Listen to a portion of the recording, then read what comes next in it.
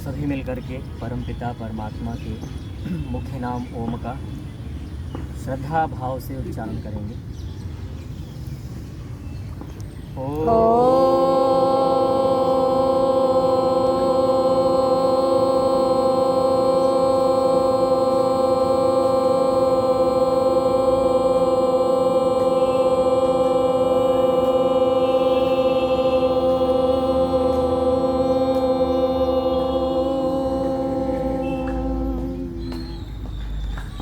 अंतिसन्तं न जहाति अंतिसन्तं न पश्यति देवस्य पश्य काव्यं न ममार न जीर्यते न ममार न जीर्यते।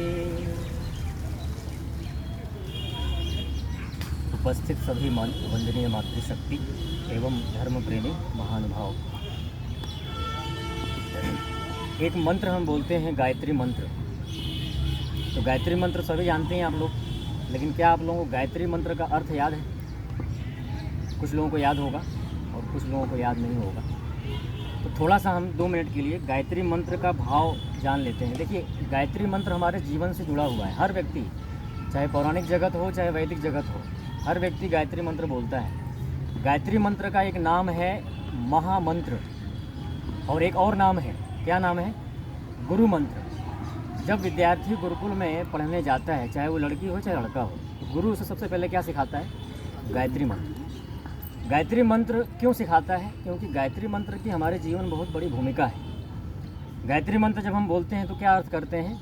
हे परम पिता परमात्मा, आप हमारी बुद्धियों को सन्मार्ग में, उत्तम गुण कर्म स्वभाव में प्रेरित करें। क्यों ऐसा बोलते हैं? क्योंकि हमारे पास जो सबसे बड़ा जो साधन है ना, बुद्धि है। बुद्धि अगर किसी की बिगड़ जाती है तो क्या होता है? सब लोग आप देख रहे हैं आज के समय में, जब बुद्धि बिगड़ जाती है तो व्यक्ति क्या करता है? पाप करता है। पाप कर्म, अधर्म कर्म में लिप्त हो जाता है। और जब बुद्धि सुधर जाए तो क्या होता है?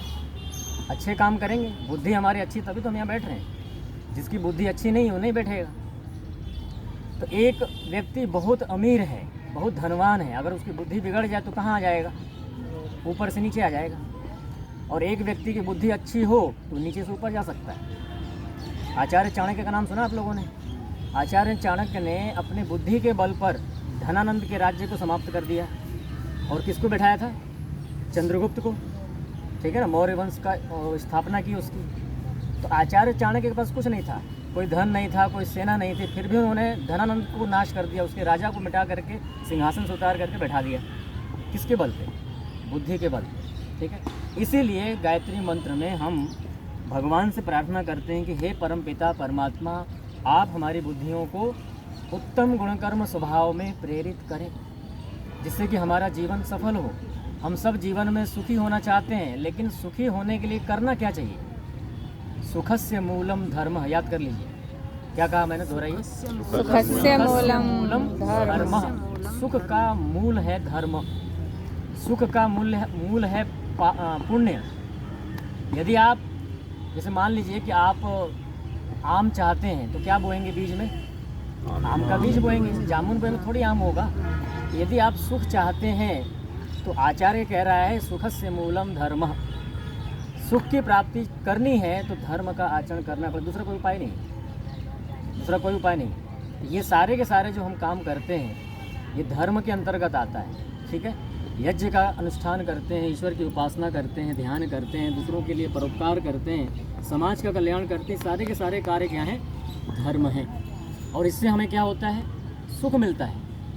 एक चीज़ हमें यहाँ विचार करना चाहिए कि आज हम वर्तमान में जिस भी परिस्थिति में हैं, सुखी हैं दुखी हैं, ये क्या है? हमारे ही कर्मों का फल है। आज हमारे पास अच्छा घर है, मकान है, परिवार है, ठीक है, धन है, सब कुछ है।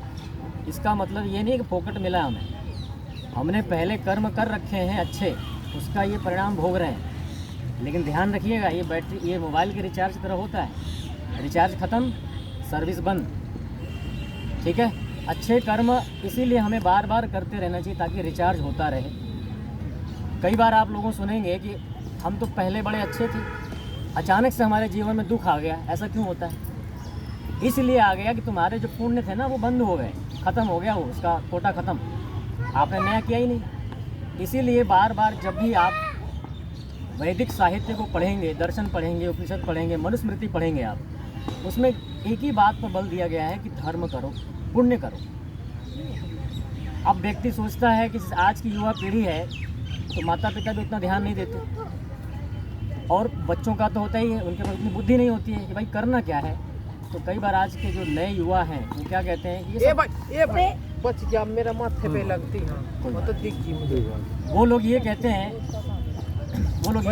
कि धर्म और कर्म ये जो करने का होता है, ये सब कब होता है करने का? बुढ़ापे में होता है। तो क्या बुढ़ापे में सब संभव है? बुढ़ापे में तो वैसे ही शरीर कमज़ोर हो जाता है, उतनी शक्ति नहीं होती है, तो कैसे करेंगे आप?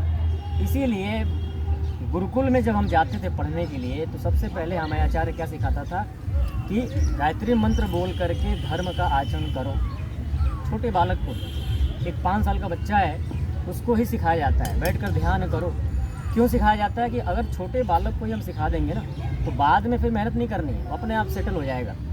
अब माता पिता की शिकायत होती है हमेशा, देखिए गृहस्थ की बात है ये, माता पिता की शिकायत होती है कि हमारे बच्चे बिगड़ गए। क्यों बिगड़े? इसलिए बिगड़े कि आपने बचपन में ध्यान नहीं दिया उसके ऊपर। मोटा सा उदाहरण है कि अगर एक कुम्हार है, आपने देखा होगा, ठीक है, कुम्हार जब मिट्टी के लोंदे को तैयार करता है ना तो किस आकार में उसको ढालना है ये कब तक संभव है? पक जाने के बाद या पहले? पहले ही, जब वो कच्चा है, चाक के ऊपर जब वो लगा रहा है ना तो कौन सा आकार देना है वो आपको तय करना है, यानी कुम्हार तय करता है कि क्या आकार देना। लेकिन एक बार भट्टी में गया फिर कुछ नहीं हो सकता, फूट जाएगा लेकिन बनेगा नहीं। इसीलिए बच्चों का जो निर्माण होता है वो हमेशा छोटी अवस्था में, जैसे बालक है ये, इस अवस्था में ही निर्माण होता है। इसको क्या सिखाना है, कितना अनुशासन में रखना है। घर हमारा सबसे पहला गुरुकुल है। क्या कहा मैंने, दोहराइए? घर हमारा सबसे पहला गुरुकुल है, जिसको आप चाहें तो गुरुकुल बना सकते हैं, चाहे तो कुछ भी बना लीजिए। तो इसलिए क्या होता है, कई बार हमारे गुरुकुल में जब बच्चे आते हैं तो बहुत बिगड़े हुए से होते हैं, तो माता पिता कहते हैं कि इनको छोड़ दो गुरुकुल में, और जब सुधर जाता है तो वापस बुला लेते हैं। यानी माता पिता भी चाहते हैं कि हमारे बच्चे अच्छे हों, उनकी अच्छी भावना होती है, लेकिन उसके लिए प्रयास करने पड़ते हैं। किसान जो है हाथ पे हाथ रख के बैठ जाए और कहे कि अच्छी फसल हो जाए, क्या हो जाएगा?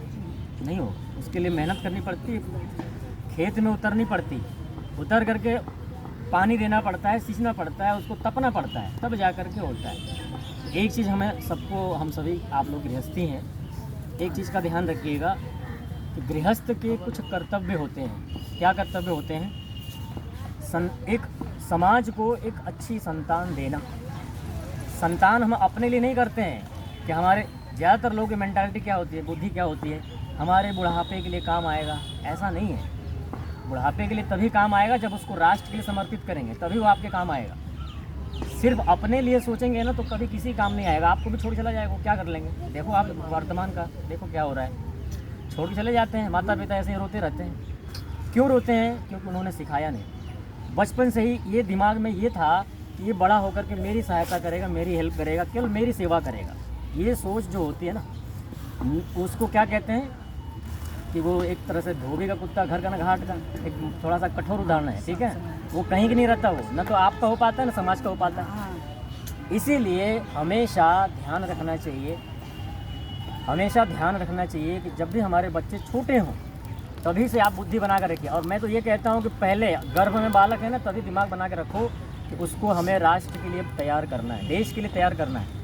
मतलब छोड़ दिया, अभी छोड़ दिया, थोड़ा सा 2 मिनट के लिए समाप्त करते हैं, कोई छेड़छाड़ मत कीजिए। गर्भ में जब बालक है, हम तो ये कहते हैं कि जब विवाह करते हैं तभी से बुद्धि बना लो आप कि हमें अगर संतान उत्पन्न करना है। अब तो थोड़ी सी चीज़ें बदल रही हैं, अब तो संतान भी नहीं चाहिए, अब तो कुत्ता पाल लेते हैं घर में, अब संतान की जरूरत नहीं है, कुत्ते से काम चला लेंगे। अभी मैं आ रहा था, देखा जितने कुत्ते यहाँ हैं उतना मनुष्य भी नहीं है यहाँ पे। ये तो दुर्गति है, ठीक है।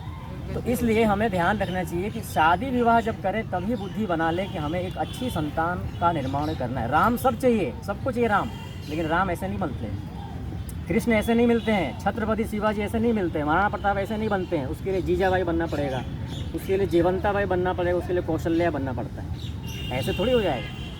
अच्छे परिणाम चाहिए तो उसके लिए अच्छी तरह से मेहनत भी करनी पड़ती है। ऐसे थोड़ी मोह माया देखिए करिए, लेकिन मोह माया हद से ज़्यादा भी खतरनाक होता है। और आपके लिए ज़्यादा है ही है, लेकिन बच्चे के लिए ज़्यादा है। क्योंकि आप तो वृद्ध अवस्था होकर के चले जाएंगे भगवान के पास, जीना तो उसे है ना। जीवन में परेशानी किसको आएगी? उसको आएगी। लेकिन आपने अपने मुँह माया में उसको बिगाड़ दिया। लोग कहते हैं कि माता पिता क्या करें, माता पिता ही सब कुछ करते हैं, माता पिता कुम्हार हैं। नहीं करते हो आप, दोषी आप हैं। इसलिए समय के अनुसार समेटता हूँ इसको, बात को।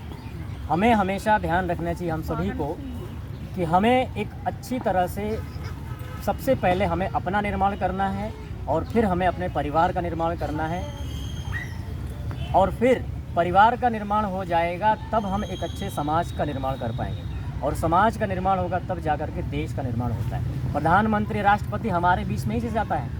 हम कहते हैं कि जी बड़ा गद्दार है, बड़ा ख़राब है, कोई काम नहीं करवा रहा है ना। क्यों? हमारे बीच तो क्या है, हमने ही उसको तैयार किया है ना। हम में से मतलब कोई तो माता पिता होंगे उसके। इसलिए क्या होता है कि जब हम सब लोग सोचना शुरू करेंगे, एक अच्छी संतान का निर्माण करें, उससे परिवार का निर्माण होगा, समाज का होगा, फिर देश का होगा, फिर हमारा होगा। हम सुखी रहेंगे। नहीं तो दंगाई आकर के परेशान करेंगे, आप रह नहीं पाएंगे घरों में।